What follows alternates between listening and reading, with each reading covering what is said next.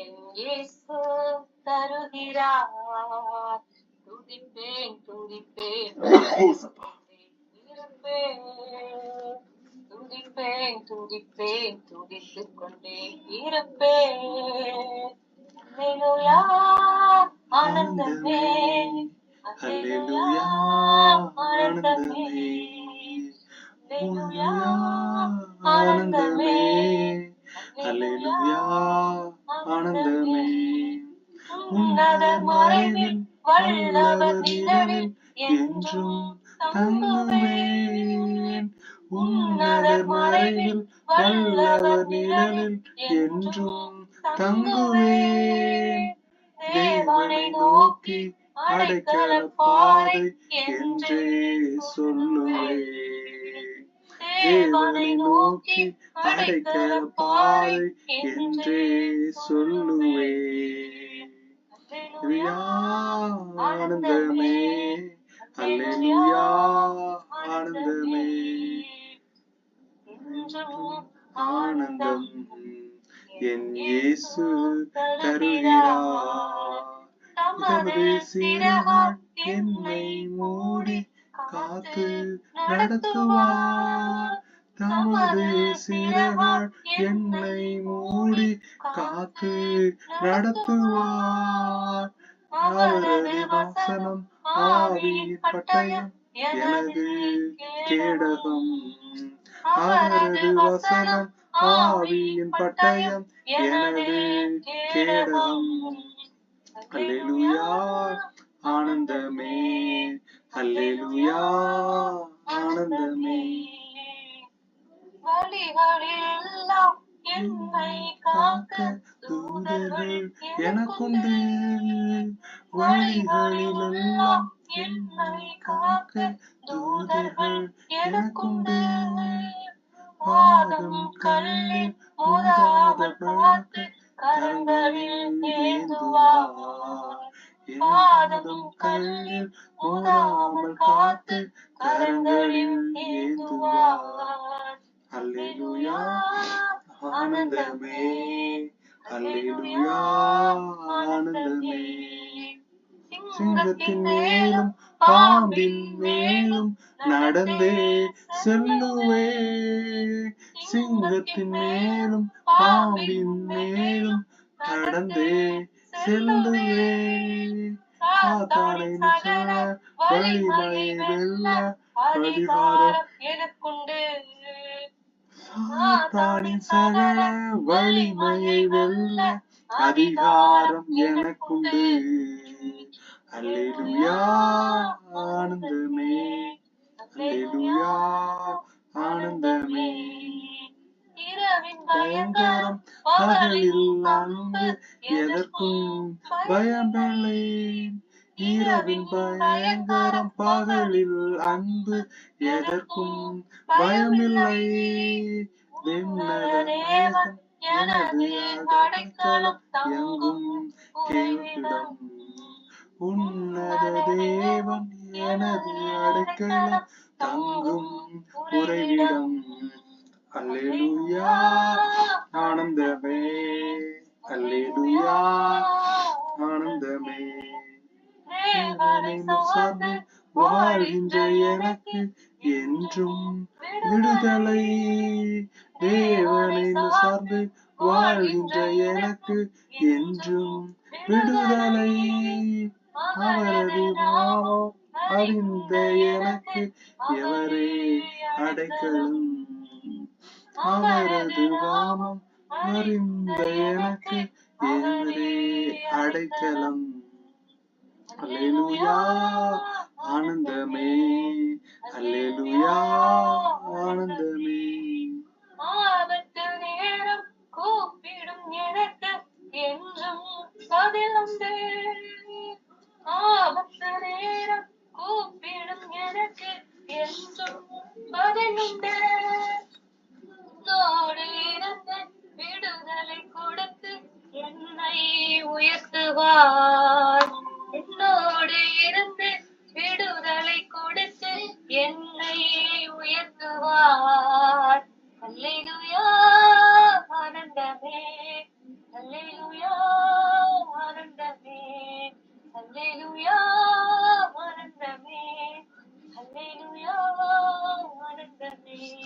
ஸ்தோத்திரம் ஸ்தோத்திரம் ஸ்தோத்திரம் ஸ்தோத்திரம் ஸ்தோத்திரம் ஸ்தோத்திரம் ஸ்தோத்திரம் ஸ்தோத்திரம். ஹல்லேலூயா ஹல்லேலூயா ஹல்லேலூயா ஹல்லேலூயா ஹல்லேலூயா ஹல்லேலூயா. பிதாவே, இந்த நல்ல ஒரு இரவு வேளைக்காக உம்மை துதிக்கிறோம், மகிமைப்படுத்துகிறோம் தகப்பனே. தேவ ஆவியானுடைய சத்தமும் உடைய துதியின் கரமும் உடைய இடைபாடும் எங்களை வழிநடத்தும்படியாய் செபிக்கிறேன் தகப்பனே. ஹல்லேலூயா. சிலுவையில் மரித்து வெற்றி சிறந்த நாயகன் எங்களுக்கு உண்டு தகப்பனே. ஹல்லேலூயா ஹல்லேலூயா ஹல்லேலூயா ஹல்லேலூயா. சிலுவையின் காரியத்திலே தன் மாம்சத்தையும் ரத்தத்தையும் சிந்தி விலையேற பெற்ற உம்முடைய ரத்தத்தினாலே எங்களை மீட்டெடுத்தீர் தகப்பனே. ரத்த கோட்டைகளை மூடி செபிக்கிறேன் தகப்பனே.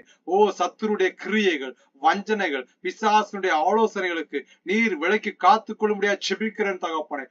ஹல்லேலூயா. ஆவியானவர் சொல்லுகிறார், அநேகர் திகிலோடும் பயத்தோடும் நாட்களை கடந்து செல்லுகிற ஒரு காலத்தை அவர்கள் கடந்து கொண்டு இருக்கிறார்கள். கர்த்தருடைய வார்த்தை அவருடைய சத்தம் பெண் மான்களை ஈனும்படி செய்யும். அது கேதுரு மரங்களை முதிக்கிறது.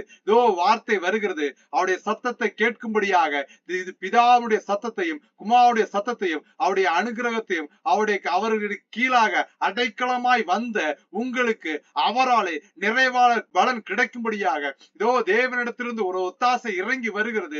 மனுஷனுடைய ஆலோசனையை தள்ளி மனுஷனுடைய சத்தத்தை உங்கள் காதுகளில் கேட்க விடாதபடியாய் ஹல்லேலூயா. அதை கேட்டதினாலும் அது சிந்தனைக்குள் போனதினாலும் அது உங்கள் இருதயத்தை குழப்புகிறதாகவும் உங்களுக்கு பயத்தை கொடுக்கிறதாகவும் பயத்தின் மேல் பயத்தையும் குழப்பத்தின் மேல் குழப்பத்தையும் கொடுக்கிற ஆவிகளை இயேசுவின் நாமத்தினாலே கட்டி அப்புறப்படுத்தி செபிக்கிறேன் தகப்பனே. பிதாவே, நீரே காரியத்தை நடத்துங்க. பிதா குமாரன் பரிசுத்தாவி நாமத்தில் செபங்களும் ஜீவனுள்ள எங்கள் பரம தகப்பனே.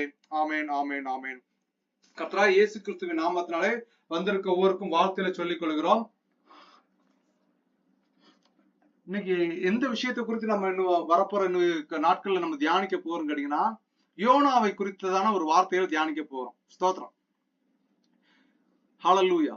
முதலாவது இந்த நாளுக்கான கர்த்தர் கொடுத்த வார்த்தை என்னன்னு கேட்டீங்கன்னா, யோனா என்ன பண்றாங்க கேட்டீங்கன்னா, அதோட இக்கட்டு காலத்துல அந்த கர்த்தருடைய சத்தத்துக்கு கீழ்ப்படியாம கர்த்தர் ஒரு இடத்துக்கு போக சொல்றாரு, இவன் ஒரு இடத்துக்கு ஓடி போறான். அதாவது என்ன கேட்டீங்கன்னா, கர்த்தர் என்ன பண்றான்னா, நினிவேல என்ன பண்றான்னா, அங்க ஒரு பட்டணத்துல ரொம்ப பாவம் பண்ணி மக்கள் எல்லாம் என்னன்னா எனக்கு விரோதமா அநேக அயோக்கியத்தனம் பண்ணிட்டு இருக்காங்க. அதனால நீ என்ன பண்ணணும், அந்த ஊருக்கு போய் ஒரு எச்சரிப்பை சொல்லு. அவங்க தங்களுடைய பாவத்தையும் விட்டு என்ன பண்ணணும், எல்லாத்தையும் விட மாட்டாங்கிறாங்க.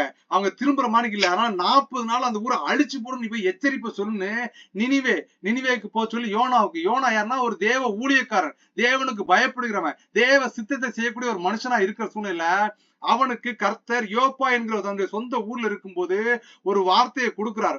உடனே இவன் என்ன பண்றான், எழும்பி கீழ்ப்படிந்து புறப்பட்டு போற மணிக்கு போறான். போற சூழ்நிலையில அங்க தர்சீசுக்கு டிக்கெட்டை வாங்கி என்ன பண்றான்னா, யோப்பா நினிவே எங்க இருக்குன்னா கிழக்குல இருக்கு. ஆனா அவன் என்ன அதுக்கு ஆப்போசிட்ல இருக்கிற தர்சீஸ் மேற்க இருக்கு. கிழக்க போச்சுன்னா இவன் மேற்க டிக்கெட் எடுத்து கப்பல்ல படுத்து பிரயாணம் பண்ணி போகிறான்.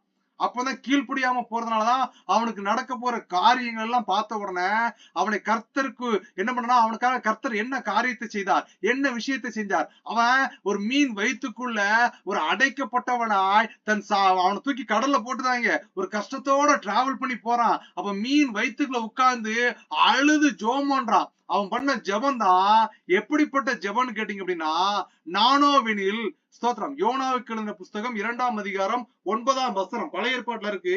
நானோவெனில் துதியின் சத்தத்தோட உமக்கு பலியிடுவேன், நான் பண்ணின பொருத்தனையை செலுத்துவேன், ரட்சிப்பு கர்த்தருடையது என்றான். இந்த வார்த்தையை சொன்ன உடனே என்ன நினைக்கிறா, மீன் வயிற்றுக்குள்ள 3 நாளா இருக்கிறான், புலம்பிக்கிட்டு இருக்கிறான். அவன் என்னதுன்னா அவன் செஞ்ச தப்பெல்லாம் நினைச்சு, நீர் அங்க போ சொன்னீரு, நான் இங்க போயிட்டு தான் தப்புதான், உங்களுடைய சத்தத்துக்கும் உங்களுடைய சித்தத்துக்கும் நான் செவி கொடுக்காம வழி விலகி போயிட்டுன்னு அவன் அழுது ஜெபம் பண்றான். அப்படி ஜெபம் பண்ற ஜெபம் தான் நானோவெனில் துதியின் சத்தத்தோட உமக்கு பலியிடுவேன். எந்த சத்தத்தை கர்த்தர் கேட்கிறார், என்னத்தை இன்னைக்கு நம்மகிட்ட கேட்கிறாருன்னு கேட்டீங்கன்னா, துதியின் சத்தத்தை கேட்கிறாருங்க. ஆனா நம்ம எப்படி காரியத்தை நம்ம சொல்லிட்டு இருக்கோம்னா, நம்ம கர்த்தரை துதிக்கிறத விட்டுட்டு கர்த்தருக்கு என்ன பண்ணா, அவன் துதியின் சத்தத்தோட உமக்கு பலியிடுவேன், உம்மை புகழ்ந்து பாடுவேன், உம்மை உயர்த்துவேன், நீர் தான் பெரியவர் சொல்லிட்டு அவரை குறித்து பெருமையா சொல்லிட்டு திரும்ப சொல்றான், நான் பண்ணின பொருத்தனையை செலுத்துவேன்கிறான். அப்ப அவன் என்ன மாதிரி ஒரு பொருத்தனை பண்ணானா, கர்த்தர் அந்த ஊர்ல இருக்கும்போது, யோப்பால இருக்கும்போது, நீ போய் நினிவே குறிச்சு அவங்க தப்ப குறிச்சு எச்சரின்னு கட்டளை விடும்போது, அவன் கிழக்க போக சொல்லும்போது, அவன் கர்த்தருடைய சந்நிதியை விட்டு விலகி டிக்கெட் எடுத்து தர்சீஸ் மேக்க டிராவல் பண்ணி போனான். நீ கிழக்க போச்சா நான் மேக்க போறேன்னு அவருடைய சத்தத்துக்கு கீழ்ப்படிஞ்ச மாதிரி போய் வழி விலகி போகிறான். அந்த சூழ்நிலையில தான் கர்த்தர் என்ன பண்றானா, அவனை தூக்கி கடல்ல கொந்தளிப்பு வர வச்சு அவனை கடலுக்குள்ள போட்டு அங்க இருந்து டிராவல் பண்ணி போகும்போது இந்த வார்த்தையை சொல்றான். இந்த வார்த்தை அவன் வாயிலிருந்து வந்த உடனே ஒரு மீன் வயிற்றுக்குள்ள 3 நாள் இக்கட்டுகளோட சாவமா பொழப்பமான்னு தெரியாம அவன் கண்கள் கட்டப்பட்டதா போராட்டத்தோடு போயிட்டு இருக்கான். தேவ பிள்ளைகளே, இந்த கூடைக்கு வந்திருக்கிறவங்களே, நமக்கும் அதே ஒரு சூழ்நிலை தான். அவன் அந்த அன்னைக்கு இந்த மீன் வயிற்றுக்குள்ள கீழ்ப்படியாம போனதுனால மீன் வயிற்றுக்குள்ள அடப்பட்டான். இன்னைக்கு நம்ம என்ன பண்றோம்னா, நம்ம சுய சித்தம், நம்ம வெளியில இருந்து வர்ற சத்தம், உலக மனுஷனுடைய ஆலோசனைகளுக்கு செவி கொடுத்து பரம அழைப்பின் திட்டத்தை நம்ம மறந்து போயிட்டாங்க. ஸ்தோத்திரம். இவன் நான் பண்ணின பொருத்தனையை செலுத்துவோம்னா, பொருத்தனைனா கர்த்தருக்கு காணிக்க கொடுக்குது, நான் ஒரு மிஷினரியை தாங்குறேன், அதை செய்யறேன், இதெல்லாம் எப்படின்னா உலக பிரகாரமா மாய்மாலமா சொல்லப்பட்ட பொருத்தனை. வேதத்துல சொல்லப்படுற பொருத்தனை என்னன்னு கேட்டீங்கன்னா, நம்முடைய இருதயத்தை பரிசுத்த பண்ணிக்கணும், நம்ம பரிசுத்தப்படணும், நம்ம ஜெபிக்கணும், நம்ம தேவனோடு உறவாடி நம்முடைய பரிசுத்தத்தை வளர்த்துக்கிட்டே இருக்கும்போது ஆவியானவர் என்ன பண்ணுவார்னா, நமக்குள்ள ஒரு உந்துதலை கொடுப்பார். என்ன உந்துதலை கொடுப்பார்னா, நீ ஆலயத்துக்கு காசு கொடு, நீ இந்த ஊழியத்தை தாங்க, அதெல்லாம் கர்த்தர் சொல்லவே மாட்டார். பரிசுத்த ஆவியானவர் அதெல்லாம் நமக்குள்ள உந்தவே மாட்டார்.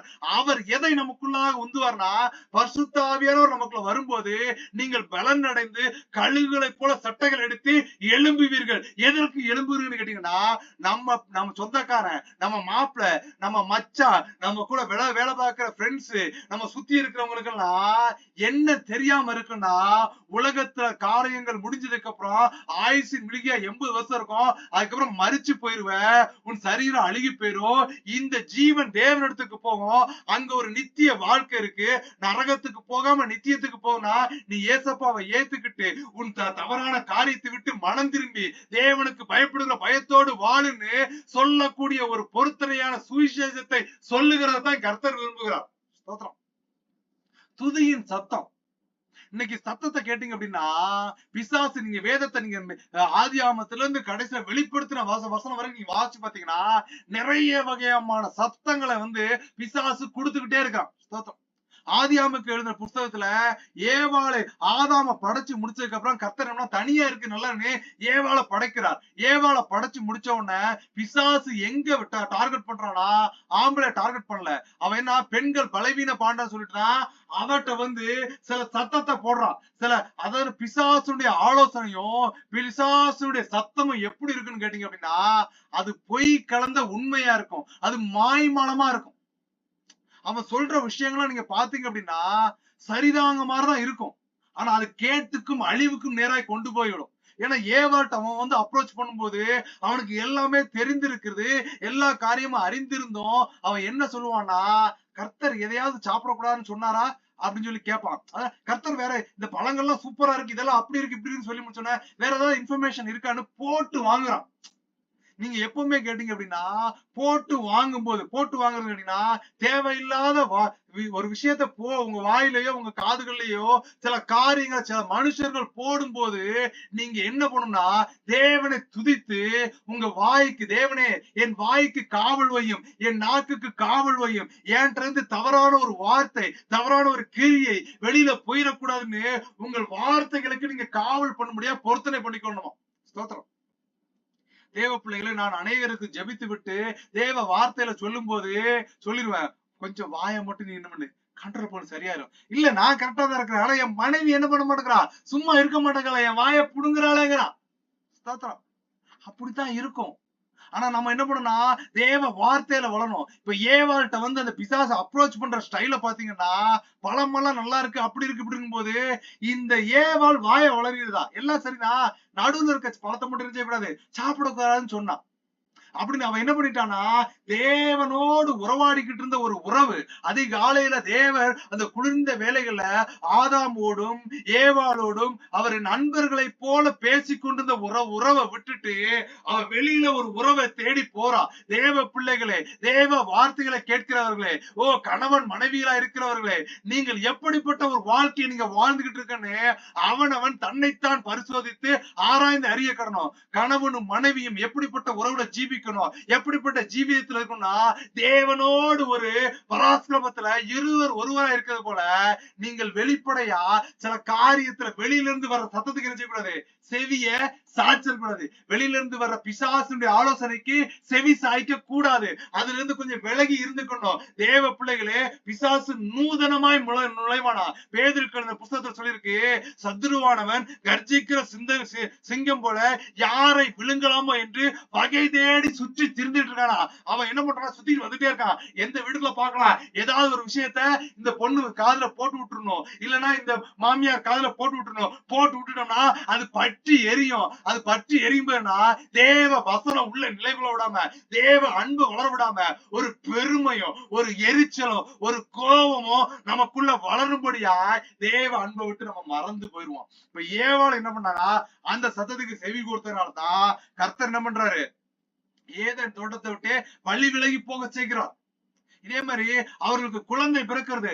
ஆபேல் பிறக்கிறான், காயின் பிறக்கிறான். இன்னைக்கும் கேட்டீங்க அப்படின்னா கர்த்தர் ஆபேலின் காணிக்கை அங்கீகரிச்சார். காயினுடைய காணிக்கை அங்கீகரிக்கணும்னா அவன் எழும்பி பொறாமை நிமித்தமா பிசாசின் சத்தத்துக்கும் தன் பெருமைக்கு கீழ்ப்படிந்தவனாய் அவனை கொன்று போட்டான். அப்ப கர்த்தர் சொல்கிறாரு, எப்ப ஆபேல் எங்கன்னு கேட்கும்போது நான் அவனுக்கு காவல்காரனா இப்பவும் எப்படின்னு கேட்டீங்க அப்படின்னா கர்த்தர் அந்த ஏதேன் தோட்டத்தை விட்டு வெளியே விரட்டினாலும் அவர்கள் அக்கிரமத்தின் நிமித்தமா வெளியே துரத்துன சொல்லலாம் கர்த்தர் மனுஷர் மேல் அன்பு கூறுகிறவரா இருக்கான்னு சொல்லிதான் அந்த கொலையை செஞ்சவன்ட்ட வந்துட்டு எல்லாம் தெரிந்திருந்த போதும் அவனை பார்த்து கேட்கிறாரு, ஓ உத்தமனாகிய உன் சகோதரனுடைய ஆபேலின் ரத்தம் கீழே இருந்து என்ன பண்ணுது, கூக்கர்கள் எடுக்கிறது. ஓ அவனுக்கு நீ செஞ்ச காரியம் எப்படிப்பட்டதுன்னு கேக்குறாங்க. அப்போ அவனுக்கு சில சாபத்தையும் கொடுக்கிறார். இன்னைக்கு சில தவறான ஆலோசனைகள், சில தேவையற்ற விவாதங்களும் வந்துகிட்டே இருக்குது. ஸ்தோத்திரம். பிசாசு என்ன பண்றான், காதுக்கு என்ன பண்றான், எனத்தையாவது போட்டி விட்டு வழி விலக செய்யறதுக்கான சில மனுஷிக ஆவிகளை உலகத்துக்குள்ள உலாவ கொண்டுகிட்டு தான் இருக்கான். ஏன்ட்டு அநேக சில காரியங்களை விவாதித்தது உண்டு. ஒவ்வொரு ஸ்டைல்லையும் ஒவ்வொரு விஷயமா விவாதிப்பாங்க. யெகோவா மட்டும்தான் கடவுள், இயேசு கிறிஸ்து கிடையாது, பரிசுத்த கிடையாது அப்படின்னு சொல்லிட்டு தவறான ஆலோசனைகள் உண்டு. எப்ப ஆபேல் பிறந்தான், காயின் பிறந்தான், அப்ப வேற உலகத்துல ஜனங்களே இல்லையே, எப்படி காயினுக்கு ஒரு மனைவி வந்தான்னு ஒரு ஒரு ஒரு மூர்க்கமான ஒரு ஏன்னா அவங்கள எப்படின்னா தாங்கள் ஞானிகள் என்று காட்டிக்க கூடிய சில சத்துருவின் சத்தம் வரும். வேதத்துல கேட்டீங்க அப்படின்னா அவர்களை வெளியில துரத்துனதுக்கு அப்புறம் சில காலங்கள் என்ன நடக்குதுன்னு கேட்டீங்கன்னா தேவ தூதர்கள் வந்து உலகத்துல இருந்து உலகத்துல வாழ்ந்து அவர்கள் மூலமாயும் குழந்தைகள் ஜெனிச்சதா இருக்கும். இதெல்லாம் வேதத்துல அந்த பக்கங்கள் அதிகமா போகக்கூடாது, அதெல்லாம் ரிமூவ் பண்ணிருப்பாங்க. இந்த காரியங்களை அறியாதனால பிசாசு தேவையில்லாத சத்தத்தை கொடுப்பான். நீங்க நல்லா பாத்தீங்க அப்படின்னா ஆர்வாமுக்கு குழந்தை பிறக்கும்.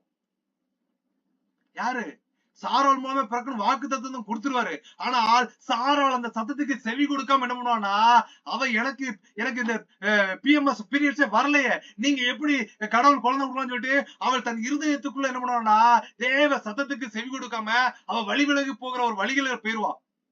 வழி விலகி போகிறது அவள் மட்டும் கிடையாது, புருஷன் என்ன பண்றா, நீ ஆகாரோட போய் சேர்ந்து எனக்கு ஒரு குழந்தைய பெத்து கொடுங்கறா.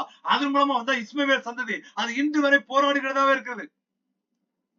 ஈசாக்குக்கு ரெபேக்கால் திருமணம் ஆகும் போது அவன் என்ன பண்றான்னா தன் தாய் ஸ்தோத்திரம் ஆபிரகாமுடைய மனைவி சாராள் இறந்து போன தாய் இருந்த துக்கத்துல இருக்கும் போதுதான் அப்ப பாக்குற ஆபிரகாம், சரி பையனுக்கு ஒரு கல்யாணத்தை பண்ணி வைப்போம்னு சொல்லிட்டு தன்னுடைய வேலைக்காரனை அனுப்புகிறான். இந்த வேலைக்காரருடைய ஜெபம் எப்படிப்பட்டதா ஜெபமா இருக்குன்னா, என் ஆபிரகாமாகி என்னுடைய எஜமானின் தேவனேங்கிறான். அவன் சொல்லிட்டு சொல்றான், நீர் என்ன பண்ணும்னா நான் ஒரு பொண்ணுட்ட போய் நீர் எனக்கு காரியத்தை வாய்க்க போனோம், நான் ஒரு பொண்ணுட்ட போய் என்ன பண்ணுவேன், ஒரு காரியத்தை குறித்து கேட்பேன். அவளை தண்ணி கேட்கும் போது அவ எனக்கும் தண்ணி கொடுக்கணும், என் ஒட்டகத்துக்கும் தண்ணி வாக்கணும், ஒரு பொருத்தனை பண்ணிட்டு போறான். அவன் சொல்லும் போது என்ன பண்றான், என் ஆபிரகாமின் எஜமானுடைய தேவனேங்கிறான்.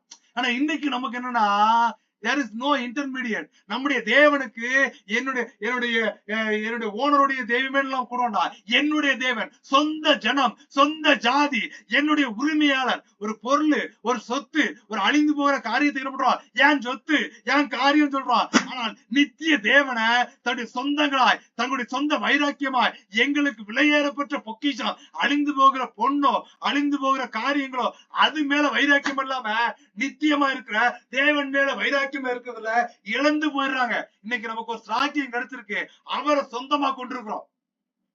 இவர் போன மணிக்கு என்ன பண்றாரு? அவரை நோக்கி கூப்பிட்ட ஜனங்கள் யார் அவருக்கு துதியோட சத்தத்தை செலுத்துறீங்களோ, அவருடைய சத்தத்திற்கு அவர் கீழ்ப்படிதலாய், அவர் செவிகளுக்கு இடம் கொடுத்து காரியத்தை வாய்க்க செய்ய வல்லவராயிருக்கிறார்னு வேதம் சொல்லுதுங்க. இப்ப இவ கல்யாணம் முடிச்சுட்டு வந்துட்டா. ஈசாக்குக்கு மனைவியா வர்றவர் ரெபேக்காள். இவர்கள் இருவருக்கும் ஒரு குழந்தை பிறக்குது, 2 குழந்தை பிறக்குது, இரட்டை குழந்தைகளா பிறக்குது. ஸ்தோத்திரம். கர்த்தர் வார்த்தை தருகிறார். யார் விசுவாசிக்கிறீர்களோ, யார் கர்த்தர் சத்தத்துக்கு செவி கொடுக்கிறீர்களோ, காரியம் அப்படியே வாய்க்க போனோம். பிசாசு என்ன பண்ணுவான்னா, வேற மனுஷர்கள் மூலமாய் நமக்குள்ள தேவையில்லாத சத்தத்தை கொடுப்பான். நீ இதை கேட்டு பாரு, இதை செஞ்சிருந்தா பாருன்னு. ஏன்னா பிசாசு, நீங்க நல்லா பாத்தீங்கன்னா, ஏசு கிறிஸ்துவான 40 நாள் பாஸ்டிங் இருக்கும்போது அவன் வந்து சொல்றான், என்ன சொல்றான்னா, பசியா இருக்கிறீரு, கல்ல அப்பமாக்கி சாப்பிடுன்னு ஒரு நல்ல ஆலோசனை மாதிரிதான் கொடுக்கும். பிசாசுடைய சந்ததியும் பிசாசின் ஆவியை பெற்ற மனுஷனுடைய ஆலோசனை எப்படி இருக்கும்னா, கேட்கறதுக்கு நல்லது மாதிரிதான் இருக்கும். ஆனா அது உன்னை பாதாளத்துக்குள்ள தள்ளிரும், கடிந்து கொள்ளுகிறதா இருக்கணும். அவர்களோடு என்ன பண்ணா, 1-2 தடவை புத்தி சொல்லணும். அதுக்கப்புறம் அவர்களை விட்டு விலகி போயிடணுமா. திரும்பியும் பெரிய கோபுரத்து மேல வச்சுட்டு சொல்றான், இப்ப தாழ குதியுங்கிறான். தூதர்கள் கையில ஏந்தவன் வசனம் சொல்லி இருக்குங்கிறான். பிசாசு வேதத்தை நன்கு அறிந்தவனா இருந்தான்னு இயேசு கிறிஸ்துவானுடைய அந்த கான்வர்சேஷன்ல நமக்கு நல்லா தெரியும்.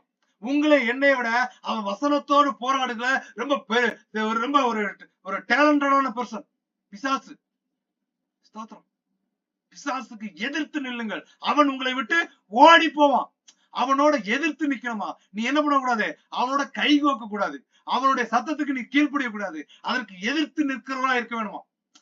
ஒரு பட்டணத்துல இறங்கி போனோன்னு கல்லறைகளே வாசமா இருக்கிற பிசாசு பிடித்த மனுஷன் என்ன பண்றானா, ஓடி வந்து பெருத்த சத்தமா, எங்களை வேதனைப்படுத்தாதிரும், உங்களுக்கு எமக்கு என்ன, நீ தேவனுடைய குமாரன் என்று அறிவேன்னு சத்தமா சொல்றான். அவன் கர்த்தர் ஓடிப்போ பிசாசுங்கிறார்.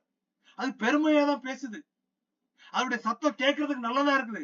அது சுவிசேஷம் சொல்ற மாதிரி தான் இருக்கும். கர்த்தரை விட்டுருக்கலாம்ல, ஏசு கிறிஸ்து விட்டுருக்கலாம்ல, நான் தேவனுடைய குமாரன் பிசாசு சொல்லிருக்கு, போய் ஊரெல்லாம் சொல்லி விட்டுருக்கலாம்ல. அது என்ன பண்ணும்னா, முதல்ல நல்லது பேசுற மாதிரி பேசும், அவருடைய முடிவு எட்டியை போல கசப்பா இருக்குமா. இப்போ வாக்கு தத்துவம் ரெபேக்காளுக்கு வருது, எப்படி வருதுன்னா, ரெட்ட குழந்தை உனக்குள்ள வரும், அதுல இலைய வந்து ஆசீர்வதிக்கப்பட்டவனா இருப்பான்னு வாக்கு தத்துவம் வருகிறது. அன்னைக்கு உலக வழக்கம் என்னன்னு கேட்டீங்க அப்படின்னா, பெரியவனுக்கு தான் என்னது, குடும்பத்துல யார் முதல்ல பிறக்கிறாங்களோ அவர்களுக்கு தான் சொத்துக்களும் அதிகாரங்களும், அவங்களுக்கு கீழ்ப்படிஞ்சுதான் அதுக்கு கீழே பிறந்த 2வது குழந்தைகள் கீழ்ப்படிந்து போகணும்னு உலக வழக்கமா இருக்கு. கர்த்தர் என்ன பண்றாருன்னா, உலக வழக்கத்தை மாற்றுகிறவரா இருக்கிறார், ட்ரெடிஷனல உடைக்கிறவரா இருக்கிறார் நம்முடைய தேவன். ஸ்தோத்திரம். ஹல்லேலூயா. எனக்கு அநேக பிரேயர்கள் ரெக்வெஸ்ட்கள் வர்றது உண்டு, நான் கேள்விப்படுகிறது உண்டு. சிலருக்கு நான் என்ன சொல்லுவேன்னா, எப்பவுமே இவர் ஜோமணி பேசுற நீ வெயிட் பண்ணாத, உன் முழங்கால்களை நீ தேவனுக்கு நேராய் முடக்கு. நீ எந்த ஒரு காரணத்திலையும், எனக்கு இந்த தீர்க்கதரிசி சொல்லுவார், எனக்கு இவர் சொல்லுவார்னு மனுஷனை சார்ந்து உன் துதியை செலுத்தாத, அவனை சார்ந்து ஓடாத. உங்கள் இருதயமும் உங்கள் சிந்தனையும் முழங்கால்களை முடக்கி தேவனை நோக்கி துதிப்பதாய் இருக்க வேண்டும்.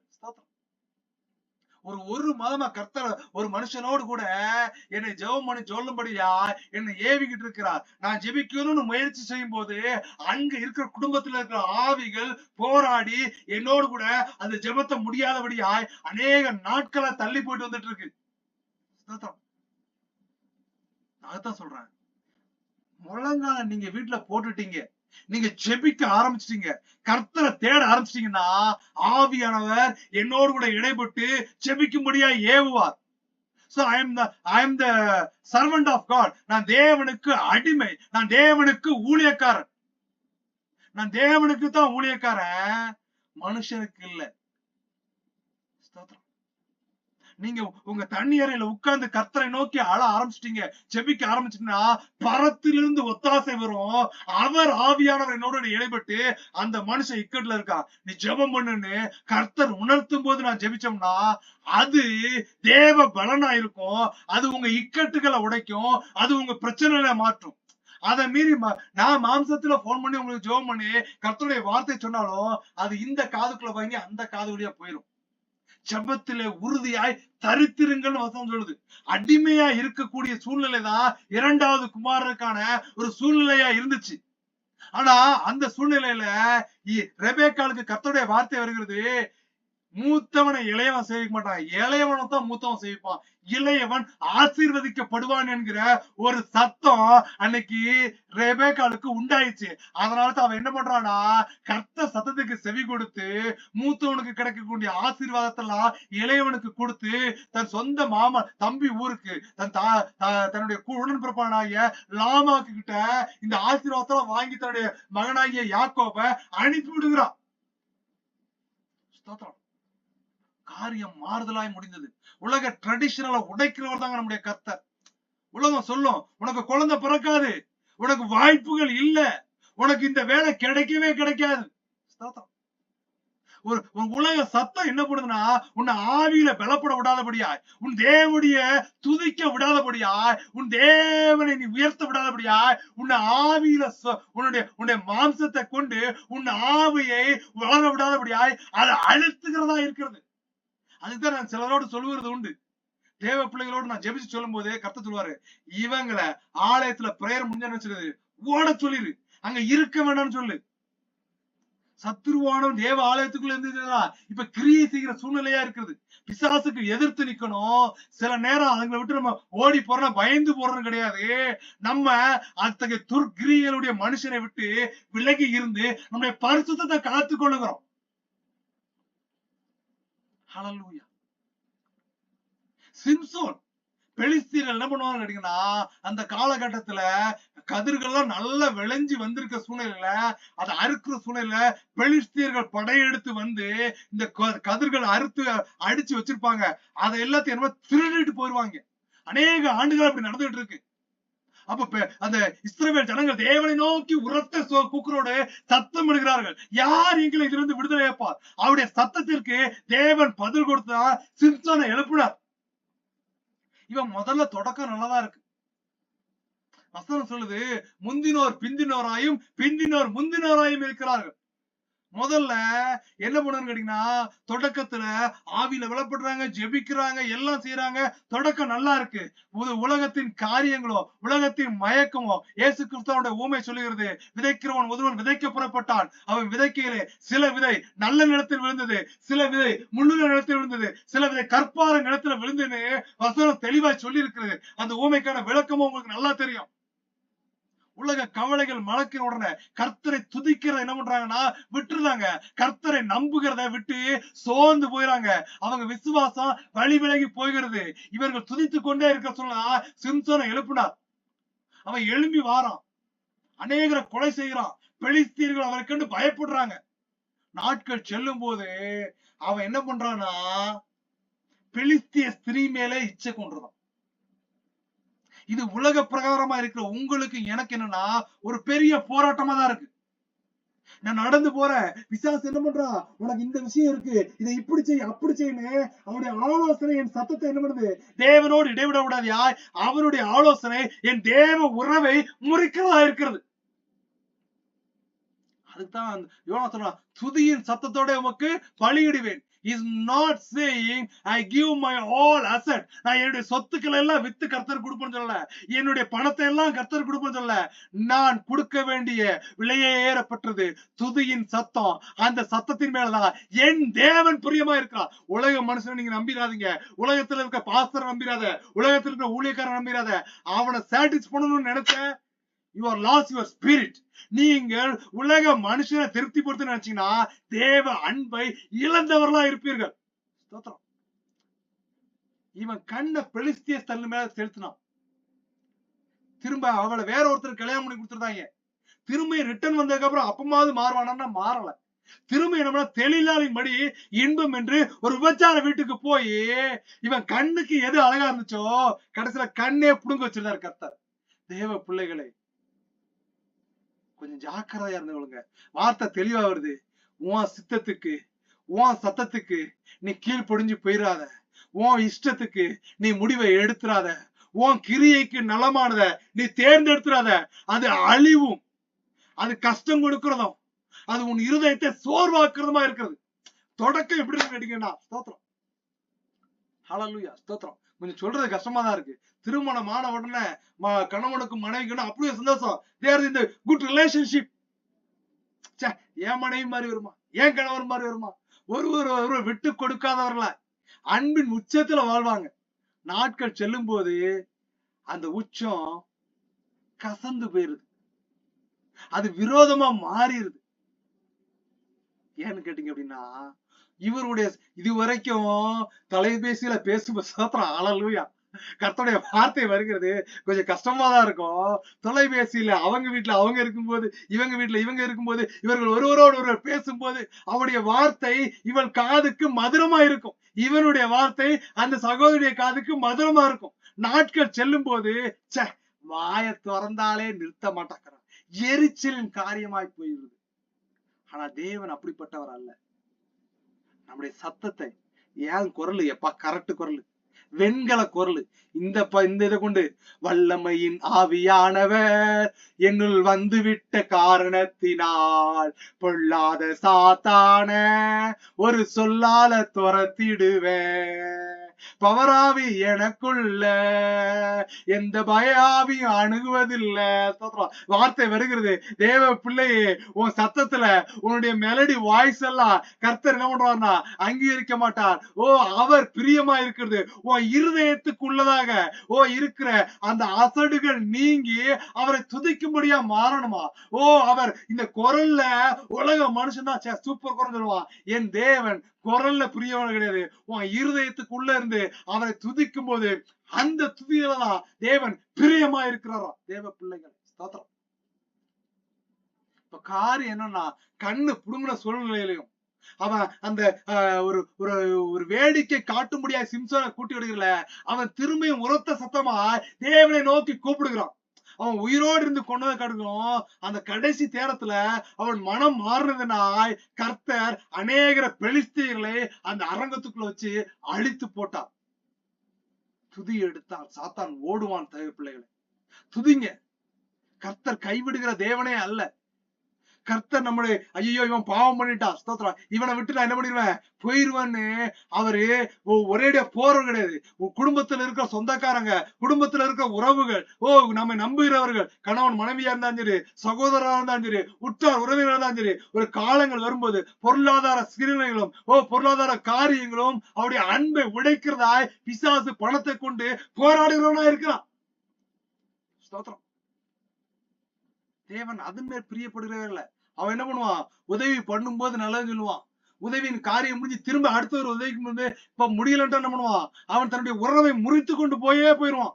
திரும்ப ரிட்டர்ன் வரவே மாட்டான். வேண்டவே வேண்டாமா, எரிச்சல் ஆவி உள்ளவனா வந்துருவான். இது மனுஷிக சுபாவம். தேவ அன்பு எப்படிப்பட்டதா இருக்குன்னா, நான் அநேக பாவங்களை செய்த போது உன்னுடைய அன்பை நான் மறந்து போகிற சூழ்நிலையிலும் அவர் எனக்காய் வாசல் அண்டையில நின்று உன்னதப்பட சொல்றாரு. மகனே மகளே, உன் இதய கதவை திற, இதோ வாசற்படியிலே நின்று கதவை தட்டுகிறேன். ஒருவன் என் சத்தத்தை கேட்டால் நான் அவனுள்ளும் அவன் என்னுள்ளும் பிரவேசிப்பான்.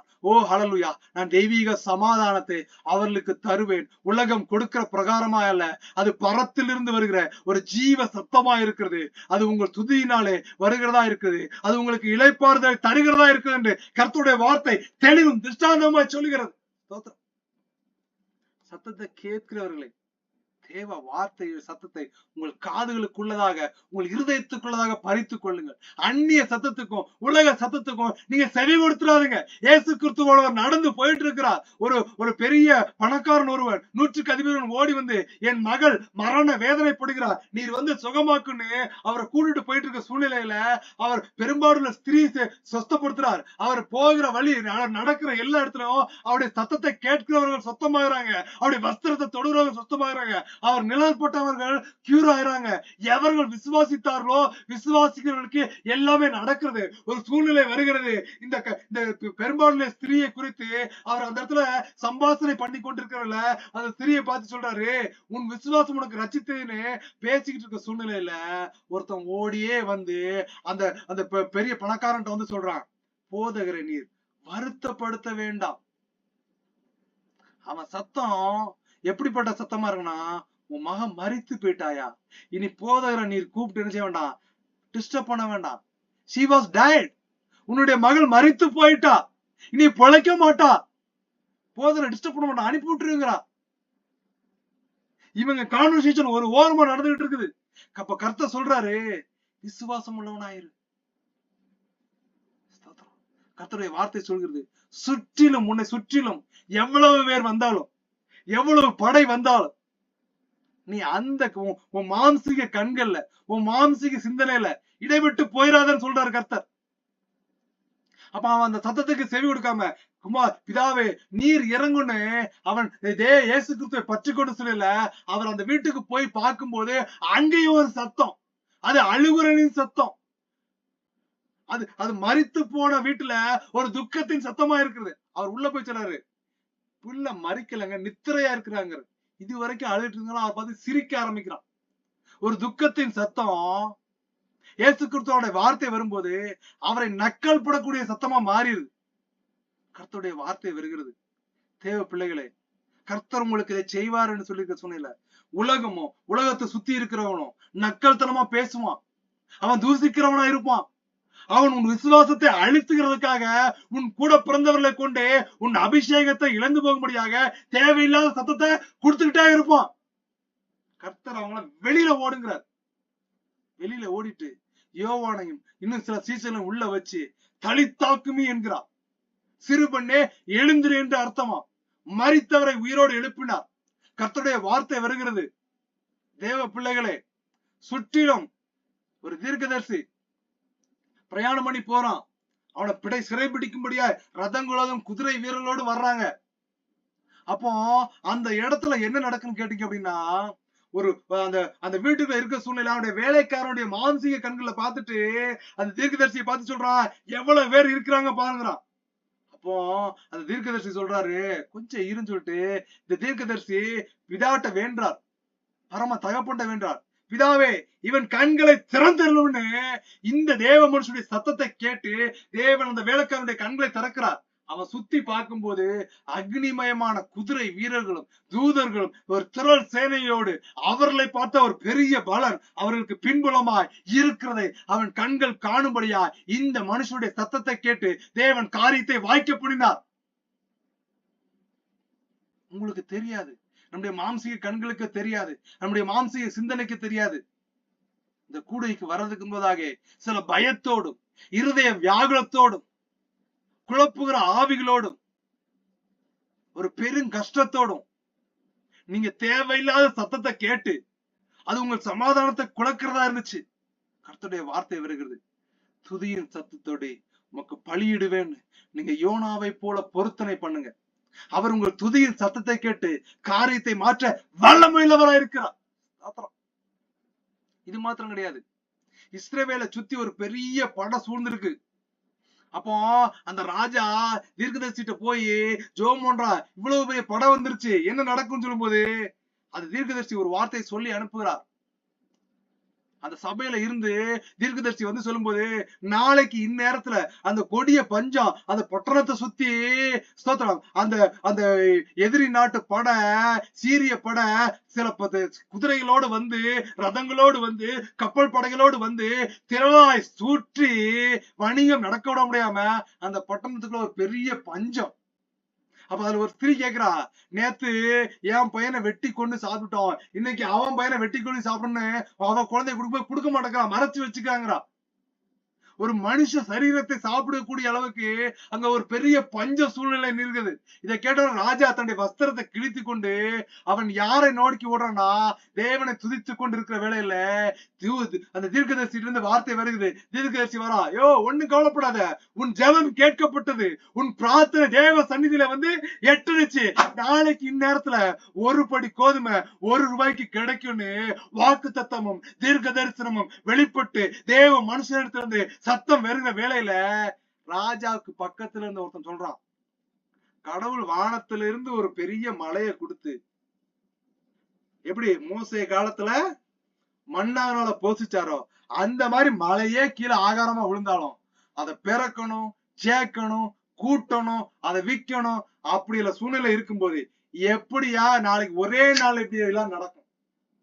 அவனுக்குள்ள அவிசுவாசம். அவன் சத்தத்தை கேட்டு தீர்க்கதரிசி சோர்ந்து போகல. என்ன சொல்றனா, நாளைக்கு நடக்கத நீ பாப்ப. என்ன பாப்ப, அதை நீ சாப்பிட மாட்ட. உன் கண்கள் காணும், ஆனால் அதுல உனக்கு பங்கு இல்லை. நீ தேவ சத்தத்தை, அது பிசாசுடைய கிரியைக்கு ஈடுபட்டு the devil spirit going inside of your heart, that's make this kind of sense. சில அசுத்த ஆவிகள் உங்கள் இருதயத்திற்குள்ளதாக நம்முடைய சிந்தனைக்குள்ளதாக போய் அது என்ன பண்ணுதுன்னா ஆவியில பலப்பட விடாம தேவனை துதிக்க விடாம அது நம்மளை அழுத்துகிறதா பிசாசின் கிரியை செய்கிறதா இருக்கிறது. இயேசுவின் நாமத்தினாலே, இயேசு கிறிஸ்துவின் நாமத்தினாலே கட்டளை கொடுத்து ஜெபிக்கிறேன். தேவ ஆவியானவரே, அசுசிய காரியங்களும் அந்நிய சத்தமும் எங்கள் கண்களுக்கும் எங்கள் சிந்தனைகளுக்கும் எங்கள் இருதயத்துக்கும் விட்டு வெளியே போக முடியாது கட்டளை கொடுத்து ஜெபிக்கிறேன். அது அப்படியே சம்பவிச்சுங்க.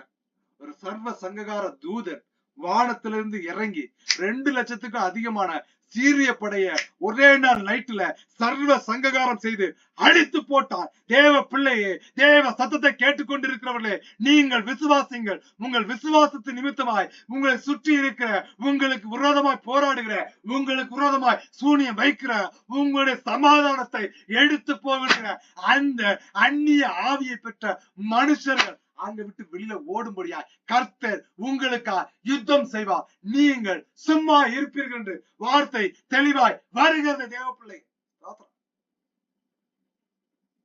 இதே விஷயம் பரிசுத்த குலைச்சலை உண்டாக்கும்படியாக யோசேப்பு வாழ்க்கையிலையும் கேட்டீங்க அப்படின்னா கர்த்தர் தீர்க்க தரிசனமா சொல்கிறார், அவன் அரிக்கட்டு நிமிர்ந்து நின்றது. இது கயத்தாறுல ஒரு சர்ச்சுக்கு நாங்க போயிட்டு இருப்போம். அந்த சர்ச்சினுடைய வாக்குத்தத்த வசனமா இருக்குது, என்னுடைய அரிக்கட்டு நிமிர்ந்து நின்றது. தேவ பிள்ளைகளே, கர்த்தரை சார்ந்திருக்கிறவர்களே, அவர் சத்தத்துக்கு செவி கொடுக்கிறவர்களே, உங்கள் தலைகளை நீங்க கவத்தாத. உன்னுடைய பொருளாதார செல்வம் இப்படி இருக்கு, உன் சூழ்நிலை இப்படி இருக்கு, உன் காரியம் அப்படி இருக்குன்னு நீ உன்னை அந்நிய மனுஷனுக்கு கீழ்ப்படிந்தவனாய் அவன் சத்தத்துக்கு கீழே இருக்க வேண்டிய அவசியமே உனக்கு இருக்காது. கர்த்தர் வார்த்தை வருகிறது, உன்னை கொண்டு ஒரு புதிய தொழிலை உண்டாக்கி இதோ வார்த்தை தேவ பிள்ளையை கேட்டுக்கொண்டிருக்கிறவர்களே, சிலருக்காய் வார்த்தை வருகிறது. உன்னை நான் தலை குனிய விடமாட்டேன். உன்னை நான் அந்த இடத்துல இருந்து வெளியில கொண்டு வருகிறது. உன்னை நான் விடுதலை, உன் தலையை நான் நிமிரச் செய்வேன். யோசேப்புடைய அரிக்கட்டு நிமிர்ந்திருந்ததாய் அவனுக்கு வாக்குத்தத்தம் வந்தது போல இதோ உங்களுக்காய் வருகிறது. சில பிசினஸ்களை உனக்கு கொடுத்து என் தேவ பிள்ளைகள், தேவனை நம்பிகளுடைய தலைகள் இப்படியாய் உயர்த்தப்படும் என்கிற தேவ சத்தம் உனக்காய் வருகிறது, உங்களுக்காய் வருகிறது. பெற்றுக்கொள்ளுங்கள். உங்கள் விசுவாசம் வர்த்திக்க செய்யட்டும். இயேசுவின் நாமத்தாலே அந்நிய ஆவிகள் வெளியே போ, சிந்தனையில சொல்ற ஆவியை வெளியே போ என்று கட்டளை கொடுத்து ஜெபிக்கிறேன். ஹல்லேலூயா. வார்த்தை வெளியில வந்துருச்சு. தீர்க்க தரிசன வார்த்தை எனக்காய் உரைக்கப்பட்டது. என் பயம் நீங்க போயிருச்சுன்னு உங்களுக்குள்ள ஒரு நம்பிக்கை வந்திருக்கிறதை கர்த்தருடைய ஆவியானவர் சொல்லுகிறார். ஸ்தோத்திரம். அந்த நம்பிக்கையை நான் வளர செய்வேன். கொஞ்ச நாள் தான். யோசேப்புடைய காரியம் எப்படி இருந்துச்சுன்னா கொஞ்சம் உபத்திரவம் தான். கூட பிறந்த சகோதரர்கள் என்ன பண்றாங்க, கொல்றதுக்கு பிளான் பண்றாங்க. அவர்கள் கைக்கும் தேவன் தப்பு வைத்தார். தூக்கி அடிமையா வித்து போடுறாரு.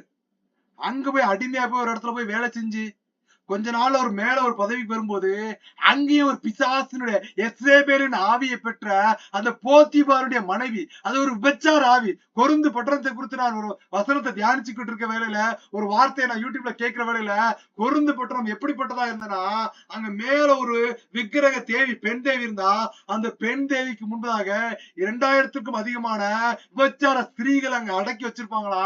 அந்த விபச்சார ஸ்திரீகளோடு அந்த பெண் தெய்வத்துக்கு முன்பதாக விபச்சாரம் செய்ய செய்ய செய்ய அந்த கொருந்து பட்டணத்துல செல்வங்கள் செழிச்சு கொண்டே இருந்தான். அந்த அந்த அந்த விபச்சார ஆவி என்ன பண்ணுச்சுன்னா, அவங்க அந்த அந்த ஸ்திரீகளோடு அந்த தெய்வத்துடைய கோயிலுக்குள்ள போய் விபச்சாரம் பண்ணும் போது செல்வங்கள் வருத்திக்கிறதை கண்டு உலக மனுஷர்கள் அதை அதை ஃபாலோ பண்ண ஆரம்பிச்சிட்டாங்களாம். அப்படிப்பட்ட இடத்துலதான் கொருந்து இருக்கிற நிபுணர்கள் எழுதப்படுகிறது. விபச்சார ஸ்திரீகளுக்கு மத்தியதாக, விபச்சார பட்டணத்துக்குள்ளதாக தேவன் தீர்க்கதரிசிகளை அனுப்பி எழுப்புதலை உண்டாக்கிறார். இதோ கர்த்தருடைய வார்த்தை வருகிறது, சோர்ந்து போகாத.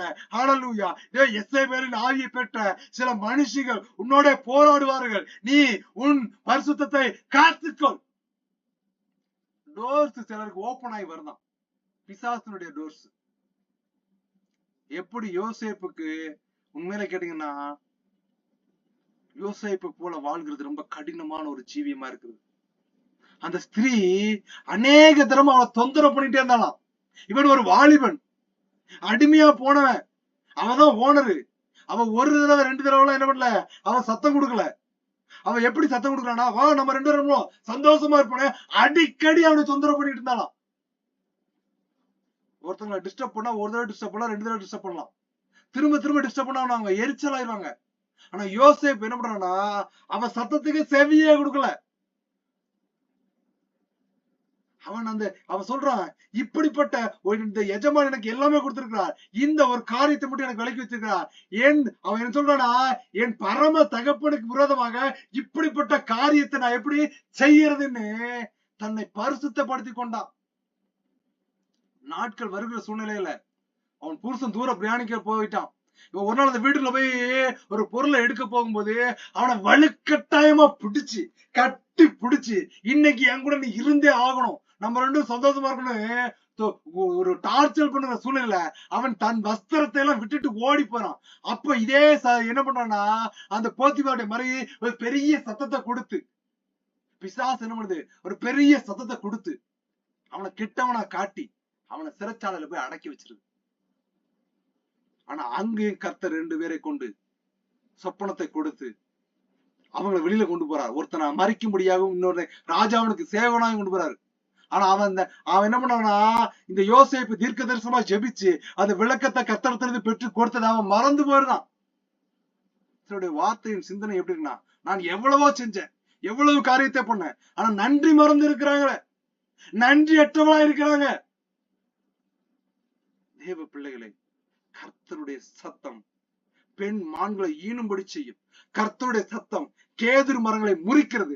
கர்த்தருடைய சத்தம் காரியத்தை மாற்றுகிறதா இருக்குது. கர்த்தருடைய சத்தம் மரித்தவரை உயிரோடு எழுப்புகிறதா இருக்குது. கர்த்தருடைய சத்தம் பாவங்களை கழுவி விடுதலையாக்கி நம்மளை பரிசுத்தப்படுத்துகிறதா இருக்கிறது. ஸ்தோத்திரம். அங்க போய் பார்த்தாச்சுன்னா, கர்த்தர் தேவ பிள்ளைகளை, கர்த்தருடைய வார்த்தை தெளிவாய் வருகிறது. உங்களுக்கான காரியத்தையும் உங்களுக்கான விஷயத்தையும் ரிகானா சந்த ரிபா பாபா ஹல்லேலூயா ஹல்லேலூயா ஹல்லேலூயா ஹல்லேலூயா. கர்த்தருடைய கரம் இதோ சிலர் மேலாய் வருகிறது. ஒரு பெரிய வெளிச்சத்தின் ஒரு இரைச்சலின் சத்தம் இதோ உங்கள் குடும்பத்திற்குள்ளதாய் இடைபெற்று வருகிறது. ஹல்லேலூயா. அநேக இருள்களை அநேக மலைகளை உடைக்கத்தக்கதாக ஒரு வல்லமையின் கரம் இதோ உங்கள் குடும்பத்தின் மீதாய் பொழிந்து வருகிறது. ஒரு பெரிய காரிருள் அநேக நாட்களாய் அடைத்து வைக்கப்பட்டிருந்த, மறைக்கப்பட்டிருந்த ரகசியங்கள், அழுக்குகள், மாம்சீக கிரியைகள், துர்ச்சிந்தனை, துர் இச்சைகளை இதோ இயேசுவின் கரம் நம்மை விட்டு அகற்றி போடுகிற ஒரு தரிசனத்தை ஆவியானவர் காண்பிக்கிறார். ஹல்லேலூயா. ஒரு பெரிய வெளிச்சத்தின் சத்தத்தை நீங்க கேட்க போகிறீர்கள். ஹல்லேலூயா. ஸ்தோத்திரம். இப்ப அங்க போய் பார்க்கும்போது யோசேப்பை கர்த்தர் கைவிடலங்க, ராஜாவுக்கே சொப்பனத்தை கொடுக்கிறார். தேவ பிள்ளைகளே, உங்களையும் என்னையும் தேவன் கைவிடுகிறவரே அல்ல. நமக்காய் கர்த்தர் ஒரு சத்தத்தை கொடுத்து கொண்டே இருக்கிறார். எப்ப என் பிள்ளை என்கிட்ட கேட்கும், நான் அடிக்கடி சொல்றது வந்து, அழுத பிள்ளைதான் பால் குடிக்கும். அழாம தொட்டில கிடந்து நினைச்சோம் வயிறு ஃபுல்லா இருக்கு தூக்கிட்டு விட்டுருவாங்க. தேவ சந்நிதிக்கு நேராய் அழுங்கள். தேவ சந்நிதியை நோக்கி நீங்கள் உங்கள் கரங்களை கூப்பி உங்கள் பாரத்தை அவர் மேல் வைத்து விடுங்கள். வருத்தப்பட்டு பாரம் சுமக்கிறவர்களே, நீங்கள் எல்லாரும் என்னிடத்தில் வாருங்கள், நான் உங்களுக்கு இளைப்பாறுதல் தருவேன் என்கிற வாக்கு தத்தம் அனைவருக்குமா கொடுக்கப்பட்டதா இருக்கிறது. அவனுக்கு சொப்பனத்தை கொடுக்க வச்சு சிறைச்சாலையிலிருந்து யோசேப்பை கொண்டு வந்து, யோசேப்புடைய சத்தத்துக்கு ராஜா கீழ்ப்படியும்படியாய் செய்தார். உங்கள் சத்தத்துக்கும் தேவன் அநேகரை கீழ்ப்படிய செய்யும்படியாய் காரியத்தை கைகூடி வர செய்ய போகிறார். தேவையில்லாம என்ன செய்யாத, மனுஷன்ட்ட போய் உன் கஷ்டத்தை வளராத. அவன் உன்னை நிந்திப்பான், உன்னை தூற்றுவான், உன்னை குற்றப்படுத்துறவனா இருப்பான். உங்கள் சத்தம் தேவனிடத்திலே துதிக்கிறதா இருக்கட்டும். ஹல்லேலூயா. இன்னும் அநேக காரியங்கள் நம்ம சொல்ல முடியும். யோபுடைய சத்தம் எப்படிப்பட்டதா இருந்தேன்னா, என் தாயின் வயிற்றிலிருந்து நிர்வாணியாய வந்தேன், நிர்வாணியாய விடத்துக்கு போகிறேங்கிறான். அவன் கட்டின மனைவி சொல்றா, யோ சொத்து அழிஞ்சு போச்சு, பிள்ளை செத்து போயிட்டான், இதெல்லாம் போட்டோம், உன் மேல துர்நாற்றம் வீட்டுது, கொப்பளை வந்துருச்சு, பாடி எல்லாம் பார்க்கக்கூடிய விஷயம் கிடையாது, கிட்ட வர முடியல, நாத்தம் குடல புடுங்குது, தேவனை தூசித்து ஜீவனை விடுன்னு. அது வரைக்கும் மனைவி என்ன பண்ணல, எதுவும் சொல்ல. கடைசியா சொல்ல, தேவனை திட்டிட்டு ஜீவனை விடுன்னு தன் கட்டின சொந்த மனைவியை கொண்டே கர்த்தர் காரியத்தை, பிசாசு காரியத்தை நடத்துறான். அப்பதான் அவன் தேவன்கிட்ட சொல்றான்.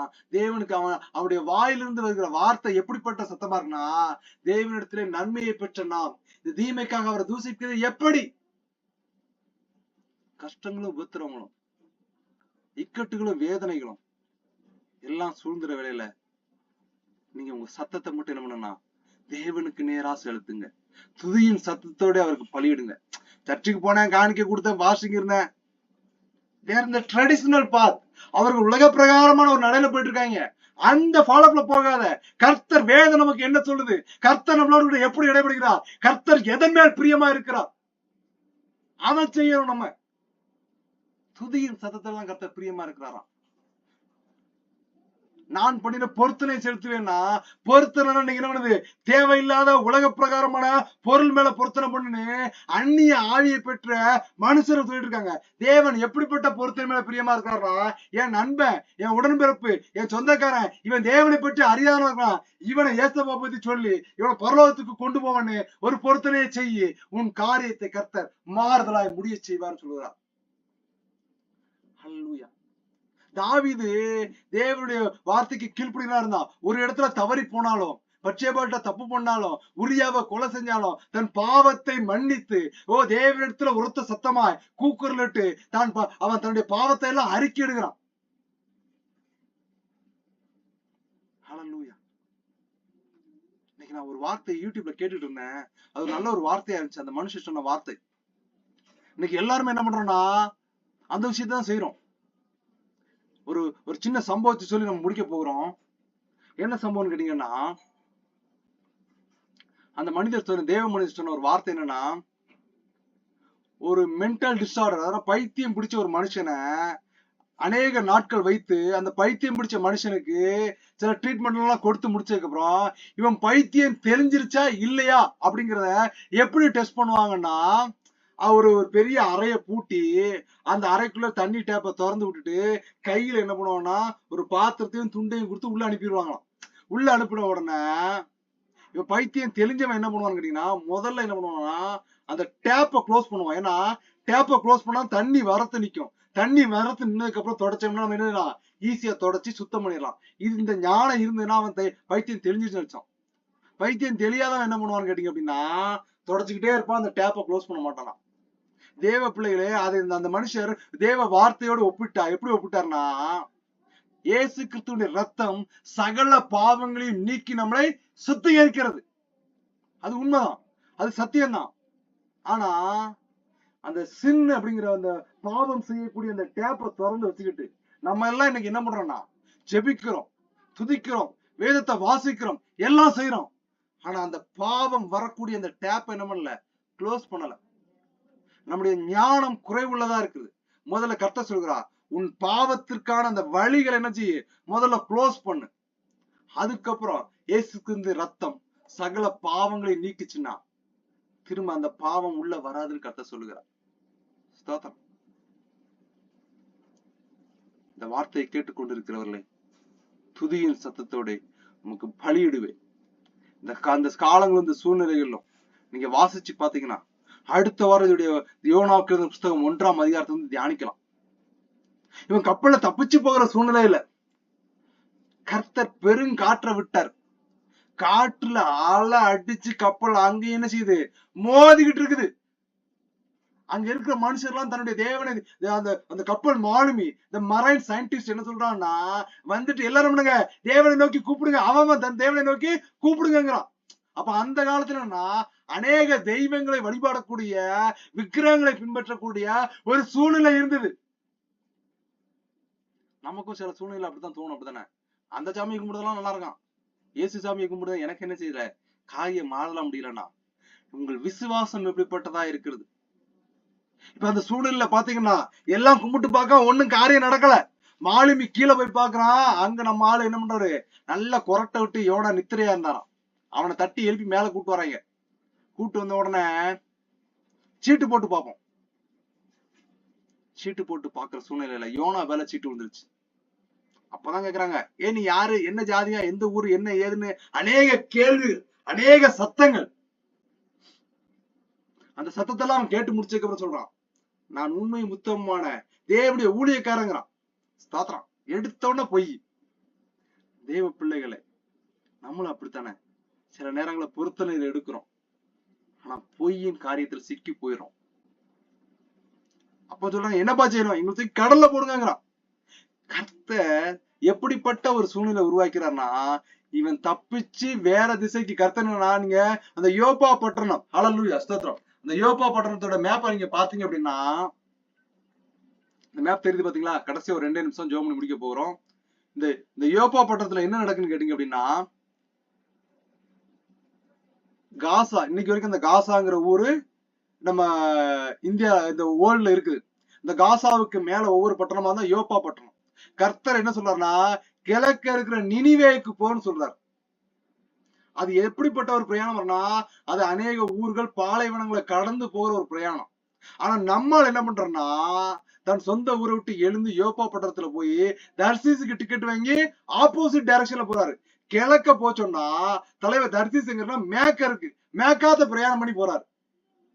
தேவ பிள்ளைகளே, கர்த்தருடைய வார்த்தை சொல்கிறது, நம்மளும் அப்படித்தானே சில நேரங்கள்ல கர்த்தருடைய வார்த்தையும் கர்த்தருடைய சத்தமும் நமக்கு கேட்டாலும் அதுக்கு கீழ்ப்படியாம வழி விலகி போகிறோம். இவன் வழி விலகி போகிற சூழ்நிலையிலும் அங்கேயும் கர்த்தர் இவனை கொண்டு ஆத்மாதாயம் செஞ்சு வச்சாருங்க. இவனை தூக்கி கப்பல்ல போடும்போது அவங்க எல்லாம் முயற்சி பண்ணி பாக்குறாங்க, முடியல.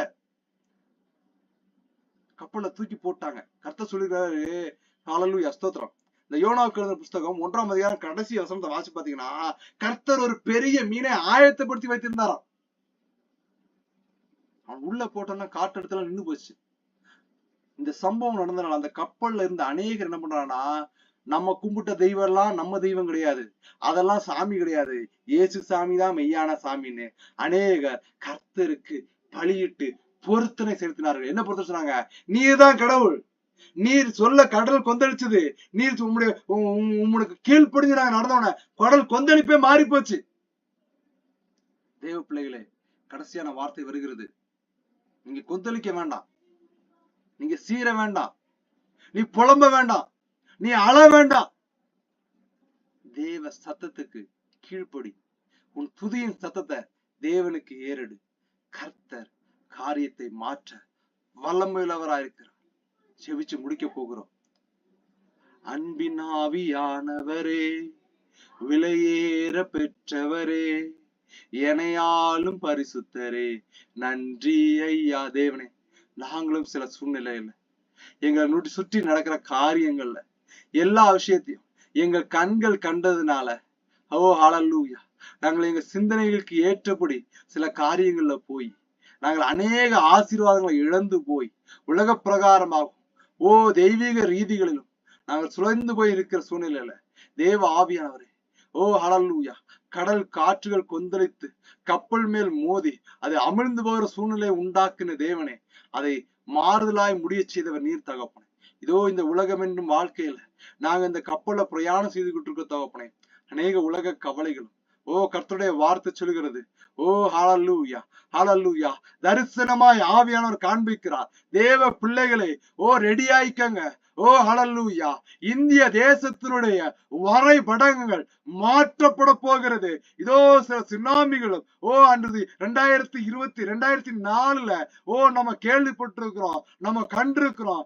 என்ன கண்டோம்னு கேட்டீங்கன்னா, ஒரு பெரிய சுனாமி வந்து அநேகரை அழித்து போட்டு அநேக ஜீவியங்களை அழித்து போட்டது போல இதோ கடற்கரை தனையாய் அந்நிய தெய்வங்களை பற்றி கொண்டு தேவனுக்கு விரோதமாய் சில காரியங்களை செய்து கொண்டிருக்கிற இந்தியாவுல சில கோடி பகுதிகள் கடலுடைய எல்லைகள் விஸ்தாரமாக செய்ய போகிறார் கர்த்தர். ஹalleluya. தேவனுக்கு பிரியமில்லாத காரியங்களை அவர் செய்து கொண்டிருக்கிறார்கள். துர்ச்சன பிரவாகம் பெருகி கொண்டிருக்கிறது. ஹalleluya. யோனாவுக்கு கர்த்தர் சொல்லி நினிவேயை அழிப்பேன் என்று சொன்னது போல கர்த்தருடைய வார்த்தை வருகிறது. சில பட்டணங்கள் கடலுக்குள்ளதா இந்திய தேசத்துல மூழ்க போகிறது. ஜாக்கிரதையாய் தேவ சந்நிதியில இருந்து செபித்துக்கொள் தேவ பிள்ளை. ஹalleluya.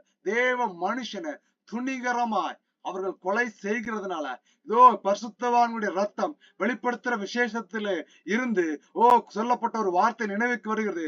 பரிசுத்தவான்களுடைய ரத்தம் பூமியிலிருந்து கூக்குரல் இடுகிறது. அந்த ரத்தத்தின் சத்தத்திற்கு தேவன் காரியத்தை நடத்த போகிறார். அநேக தேசங்கள்ல வரைபடங்கள் மாறப்போகிறது. ஹalleluya. உலகம் ஒரு பெரிய அழிவை காணப்போகிறது. ஹalleluya.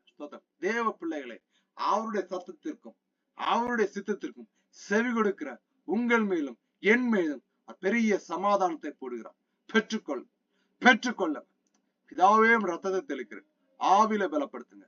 பிதா குமாரன் பரிசுத்தாவின் நாமத்தில் ஜெபங்களும் ஜீவனுள்ள எங்கள் பரம தகப்பனே, ஆமேன். என் ஆத்மாவே கர்த்தரை ஸ்தோத்திரி, என் முழுமே பரிசுத்த நாமத்தை ஸ்தோத்திரி. என் ஆத்மாவே கர்த்தரை ஸ்தோத்திரி. கர்த்தர் செய்த சகல உபகாரங்களையும் மறவாதே.